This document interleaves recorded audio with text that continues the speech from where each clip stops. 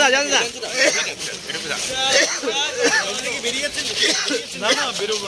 माता के जय, भारत जय श्री राम, जय जय श्री राम,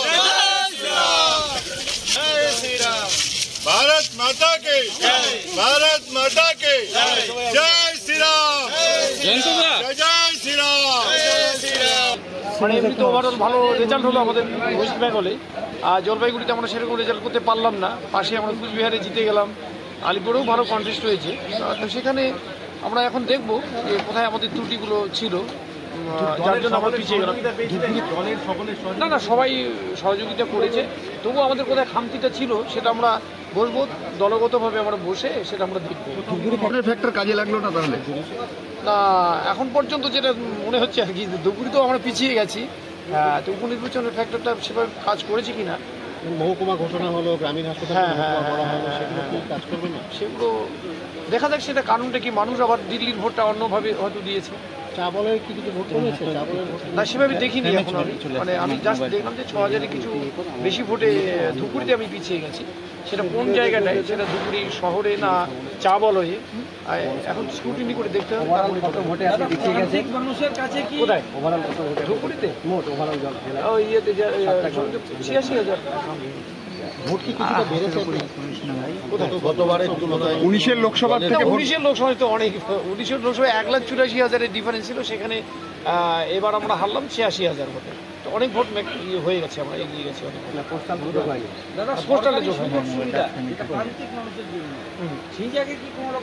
না না না, সেই জায়গায় কোনো প্রান্তিক মানুষের কাছে মানে সরকারি যেটা সুযোগ সুবিধা সেটা আমরা মানে পৌঁছে গেছে, সেটা হয়তো আমাদের কোনো সাংগঠনিক কোনো কিছু আছে কিনা খামতি, সেটা আমরা দেখবো। গোটা রাজ্যে যখন দেখা যাচ্ছে যে লক্ষ্মীর ভাণ্ডারের ফসল রূপে ভোট ফিরে এসেছে, জলপাইগুড়ি ক্ষেত্রে সেটা হলো না। না না, লক্ষ্মীর ভাণ্ডারের ওটা তো কাজ করেছে, আর এখানে অন্য কিছু ফ্যাক্টর কাজ করতে পারে, সেটা দেখতে হবে আমাদের।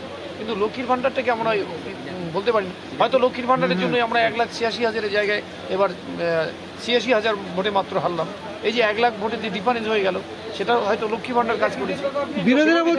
বিরোধীরা বলছে যে তৃণমূলের এই দুর্নীতির কারণেই এবার তৃণমূলকে কেউ ভোট দেয়নি, কি বলবেন এই বিষয়টা? তাহলে তো সারা পশ্চিমবঙ্গে তাহলে 30টা পেলাম কি করে আমরা? আর যারা বলেছেন তারা 12টায় নেমে এলেন কি করে 18টা থেকে? ওটার উত্তর কি? ধূপগুড়িতে 8,000 ভোটে লিড, 8,000 ভোটে ধূপগুড়ির বিধানসভায় কি বলবেন? না না, 8,000 না, 6,000 সামথিং। কেন এই লিড কেন হলো? বিধানসভাতে ভালো বল ছিল, সেটা আমরা দেখবো কেন হলো ব্যাপারটা, যে 8 মাস পরেই উল্টো হয়ে গেল রেজাল্টটা, সেটা দেখার ব্যাপার। না না, আমি হতাশ নই, আমি হতাশ না। আমি আগেও বলেছিলাম আপনাদের সাথে ইন্টারাকশনে, আমি বলছিলাম যে আমি কখনো হতাশ হই না, আমি always positive, and till now I am positive. বিধায়ক হিসেবে কাজ করার সুযোগ তো থাকছে। হ্যাঁ, বিধায়ক হিসেবে কাজ করার সুযোগ, সে তো কাজ করার সুযোগ থাকছে, সেটা কাজ করতে হবে। মানে 26 পর্যন্ত আমি তো বিধায়ক ধূপগুড়ি, সেটা আমার ধূপগুড়ি জনগণ আমাকে নির্বাচিত করেছেন 26 পর্যন্ত, সেটা আমার পরিষেবা আমাকে দিতেই হবে। দাদা, ভোটের দিন রাতে বিজয় মিছিল করেছিলেন আপনারা? ভোটের দিন রাতে বিজয় মিছিল করেছিলাম। না না, আমার যেটা ইয়ে ছিল সেটা হচ্ছে আনন্দ মিছিল। অন্য জায়গায় কি হয়েছে, কিন্তু আমার যেটা বক্তব্য ছিল সেদিন যারা নিয়েছিলেন, মনে রাখবেন যে আনন্দ মিছিল আমার কাছে, ভোটটা ভালোভাবে হয়ে গেছিলো আমাদের, সেজন্য আমরা আনন্দ মিছিল করেছি।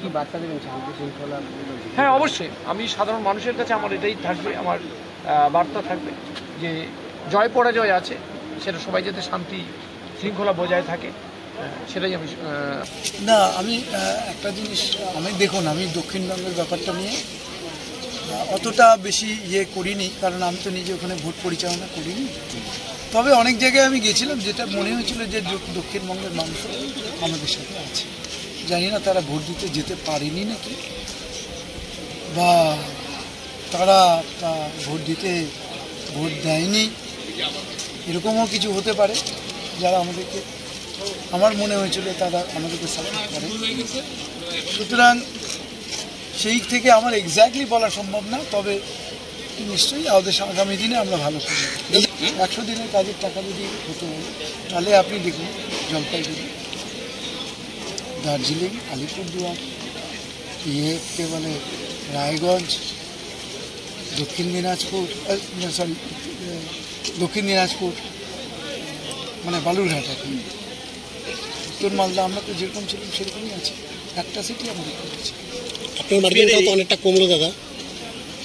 মার্জিনটা দেখুন, মার্জিনটা কমলো, এক নম্বর হচ্ছে দেখুন, আমার সময়টা, আমি প্রচারের সময়টা আমি নিজেও কনফিউজ ছিলাম, আমাদের পার্টির ওয়ার্কাররা তারাও কনফিউজ ছিল যে ওয়েদার আমি টিকিটটা পাবো কি পাবো না, এটা সবাই একটু মনমরা হয়ে গেছিল। আর টাইমটা যখন আমার ডিক্লেয়ার করা হলো সেটাও আমার অনেকটা দেরি করে হয়েছে। এইটা হওয়াতে আমাদের সবাই যে এরকমভাবে ঝাঁপিয়ে পড়ার যে সময়টা, এই সময়টা আমরা কম পেয়েছি। যদি আরেকটু প্রচার করতাম মনে হয় আমাদের মার্জিনটা। ভোট প্রচার করতে গিয়ে বিভিন্ন জায়গায় বাধা পেয়েছিলেন, সেক্ষেত্রে তৃণমূল দেখছি। দেখুন, ভোট প্রচারের ক্ষেত্রে টিএমসি তো স্ট্র্যাটেজি হচ্ছে তারা আমাদেরকে হেনস্থা করবে। তারা তো জনসাধারণের যে ভোট, যেখানে যারা ভয় পায়, ভয় না পেলে তাদের আমাদের আটকে তাদের কী লাভ? আর আপনারা এতদিন ধরে ভোটের সময় আপনারা তাদের আটকাচ্ছেন, এতদিন ধরে এত 4 বছর 5 বছর যাদের হয়ে গেছে, 5 বছর হয়ে গেল, তখন আপনারা তো করতে পারেননি। এখন কেন এই ভোটের সময় আপনারা আটকাচ্ছেন?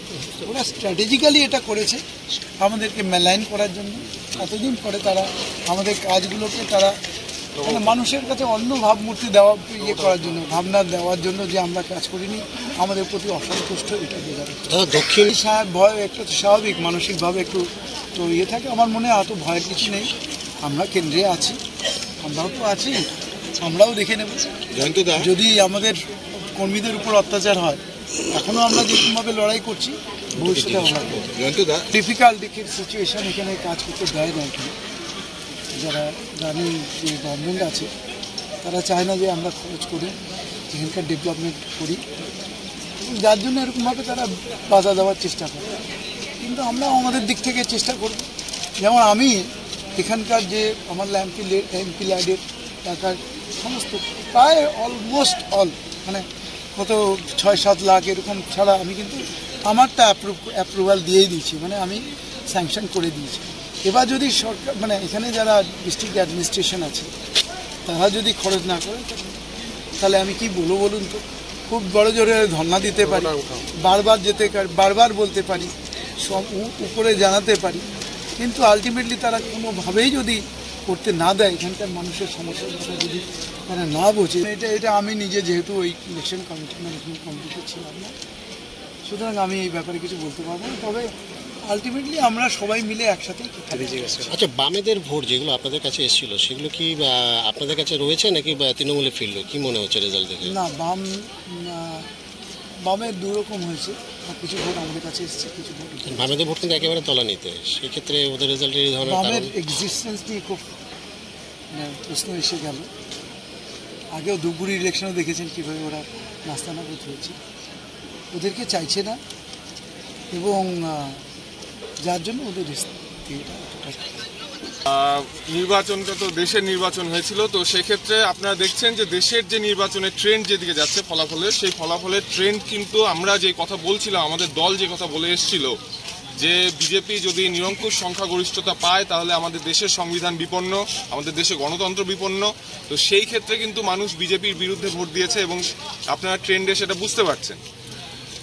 আর আগামীতে দেখা যাবে যে এখানকার যে রেজাল্ট হচ্ছে সেটা মানুষের রায়, সেটা মানুষের রায়কে মাথা পেতে গ্রহণ করতে হবে। এবং আমরা যথেষ্ট চেষ্টা করেছি, আমাদের দলের কর্মীরা, আমাদের যারা সঙ্গে ছিলেন, যে সঙ্গীরা, যেসব দলগুলোকে আমরা বামফ্রন্টের দল কংগ্রেসকে পাশে পেয়েছি, আমরা যথেষ্ট চেষ্টা করেছি আমরা মানুষের পাশে যাওয়ার।